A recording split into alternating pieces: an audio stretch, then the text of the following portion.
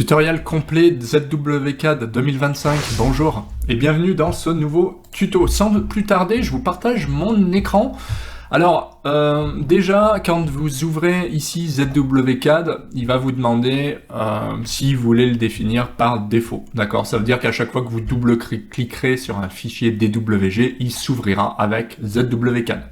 Donc, si vous avez un seul soft, en l'occurrence celui-là, vous pouvez mettre oui, sinon vous mettez non. Donc là, vous voyez ZWCAD qui va s'ouvrir. La première chose, que je fais, moi, c'est de rétablir la barre d'outils fichiers. J'aime bien la voir. Ils l'ont masquée comme ça. Vous voyez, elle a disparu. Et c'est embêtant pour les formats de code, c'est embêtant pour plein de choses, même pour les fichiers. Donc, ce que je vous conseille, c'est de cliquer sur la petite flèche qui est ici.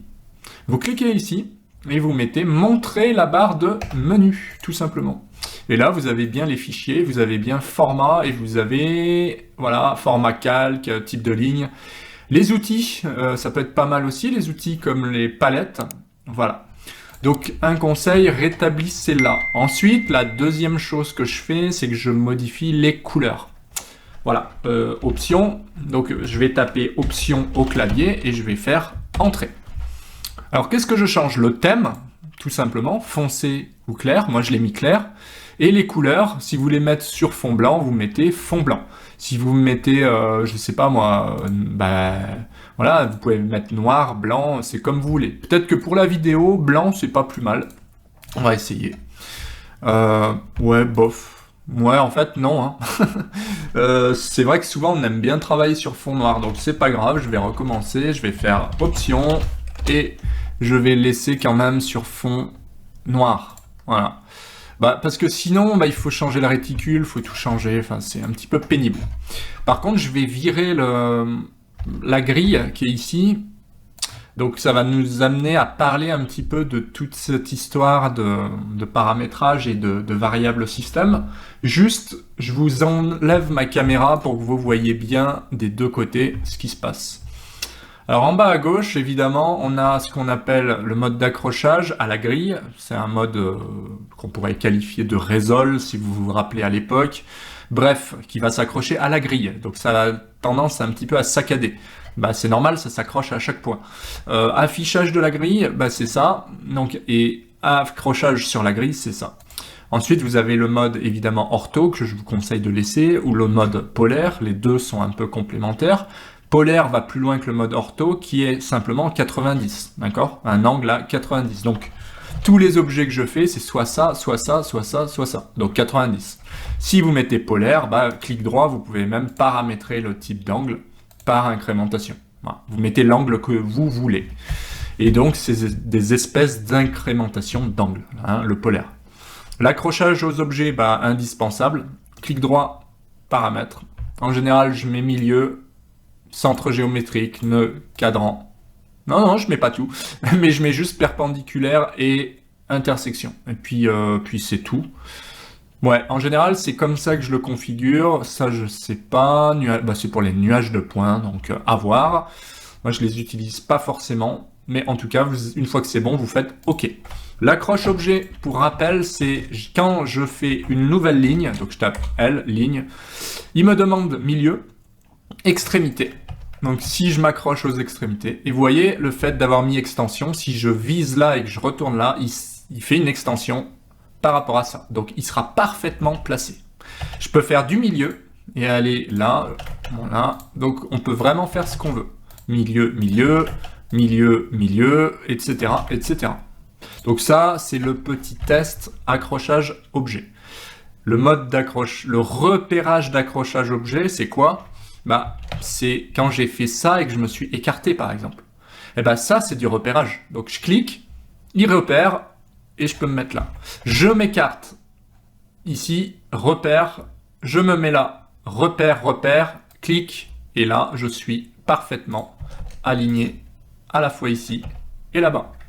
Donc, c'est ça, le mode repérage. Ça peut faire peur, hein, puisqu'il y a à la fois l'accrochage et à la fois le repérage. Mais en fait, les deux vont de pair. Si j'enlève le repérage, évidemment, ce que je vous ai montré, je le vois plus trop. Enfin, il y a parfois, ça ne marchera pas, donc c'est un petit peu dommage. Le SCU dynamique, ok, bon. Saisie dynamique. Alors, saisie dynamique, c'est plutôt pas mal, ça c'est important. C'est quoi? Quand je clique ici, par exemple, vous voyez, il y a un petit texte bleu qui apparaît à côté, à droite de mon curseur. Si je tape 200, hop, c'est de la saisie dynamique, d'accord? Donc j'ai normalement 200, on le voit ici. Si je l'enlève, malheureusement, je l'ai plus, hein. Donc en fait, je sais plus ce que je mets. En fait, si je tape 100, vous voyez, il apparaît ici, mais il apparaît pas à côté de mon curseur. Donc en fait, j'en sais rien. Donc 100, c'est dommage. Et en plus, quand je le survole, j'en sais rien.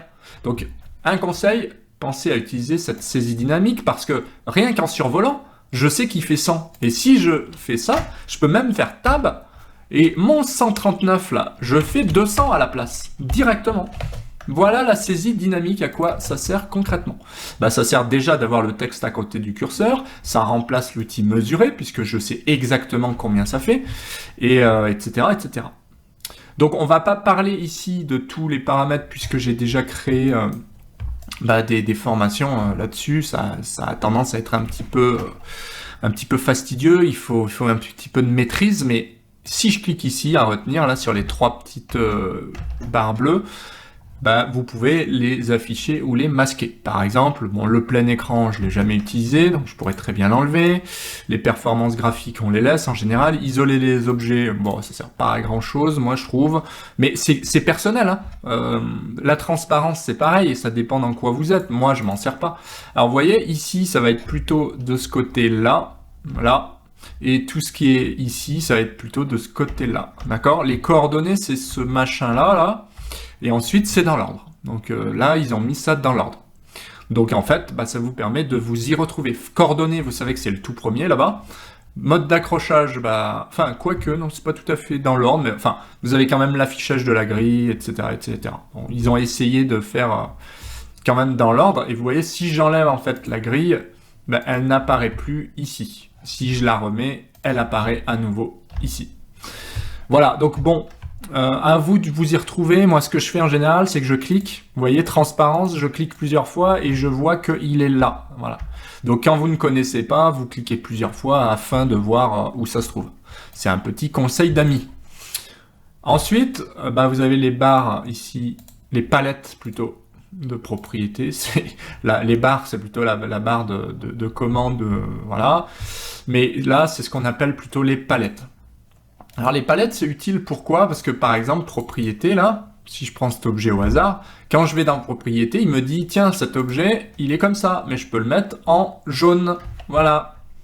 Cet objet, aussi dans propriété, je peux directement avoir la longueur, ici, 200, avec son angle, 180, hein, sans surprise, et directement le départ, l'arrivée, XY, pareil pour l'extrémité, et pareil pour le type de ligne, pareil pour tout le reste, hein. D'accord? Donc là, je peux tout modifier à cet endroit-là. Les calques aussi, les calques, j'aime bien les afficher, puisque ça permet d'avoir tout ça. Alors comment ça fonctionne? En gros, dans Outils, vous avez format outils palette, et vous avez propriété, calque, référence externe. Et si vous voulez mettre par exemple le Design Center, vous pouvez. Alors comment ça se passe? En général, vous avez une palette qui est ici. Ok.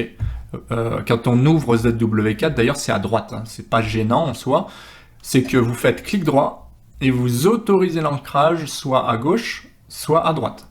Si je le mets à gauche, question d'habitude de travail, il va se mettre ici, parmi les 4. Si je le mets à droite, il sera tout seul. Donc je peux très bien avoir 2 palettes ici et 2 palettes là, c'est pas gênant. Et là, vous voyez, il se masque automatiquement, c'est simplement que j'ai appuyé sur ce bouton-là, on n'est pas obligé, hein. Là, il reste tout le temps. En revanche, si j'appuie sur le bouton ici, là, il s'en va. Je trouve ça tellement plus pratique, parce qu'en fait, quand j'en ai besoin, je clique ici, mais dès que j'en ai plus besoin, en fait, dès que ma souris n'est plus concernée, je vais ailleurs, il s'en va. Et c'est pareil, j'ai pas toujours besoin des objets. Là, oui, par exemple, si je veux modifier ça, je clique dessus. Mais une fois que j'ai fait ce que j'avais à faire, je m'en vais. Voilà. Pareil, si je veux modifier un calque, je vais simplement cliquer là. Et ensuite, je m'en vais. Si j'insère une référence externe, c'est ici que ça se passe. et ensuite terminer. Voilà comment, en général, on optimise son travail, mais chacun ses méthodes, il n'y a pas de mauvaise méthode, hein. Si vous avez un écran très très grand, franchement, je vous en voudrais pas de faire ça et de le laisser afficher tout le temps, puisque ça peut être pratique aussi. En revanche, si vous avez des petits écrans, bah, ça peut être judicieux de masquer, comme moi, les palettes. Après, je vous le dis, c'est question d'habitude, niveau visibilité, on peut aussi cliquer là pour masquer tout ça, hein. C'est pareil, c'est une méthode de travail, vous voyez. Si j'en ai besoin, je clique dessus. Si j'en ai pas besoin, je ne clique pas dessus.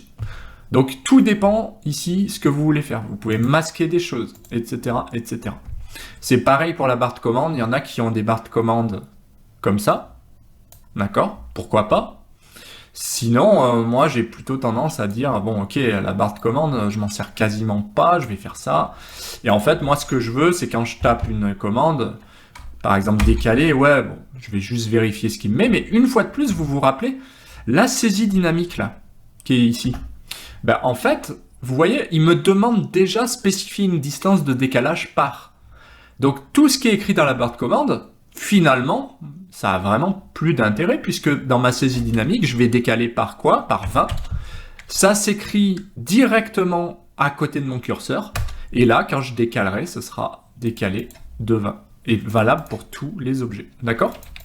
Donc finalement, on peut dire que la barre de commande, pour moi, c'est... Voilà, c'est ça.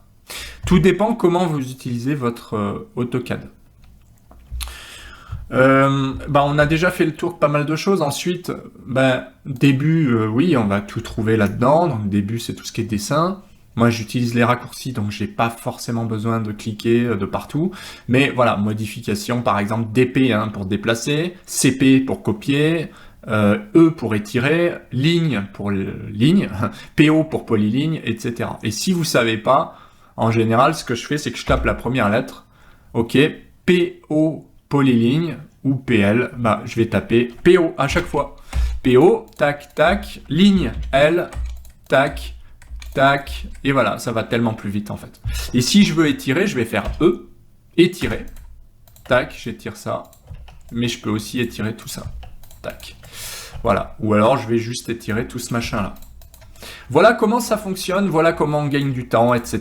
Pareil pour le CP, ou DP, DP déplacer, CP copier. Et voilà, c'est aussi simple que ça. Donc après, c'est une histoire de travail, c'est une histoire d'entraînement. J'ai beaucoup de tutos là-dessus. Je vous invite à me rejoindre d'ailleurs. Si vous voulez vraiment vous former efficacement, ça peut être un vrai plus. Donc voilà pour ce tutoriel complet. Je pense que vous avez saisi déjà pas mal de choses. Si vous voulez aller plus loin, n'hésitez pas à faire un tour sur mon site. Il est là pour ça. Donc pensez à vous abonner déjà, ça fait toujours plaisir. Petit pouce bleu aussi. Pensez à regarder sur les formations. Pensez à regarder d'autres vidéos. Et puis moi, je vous dis à bientôt en tuto. Ciao!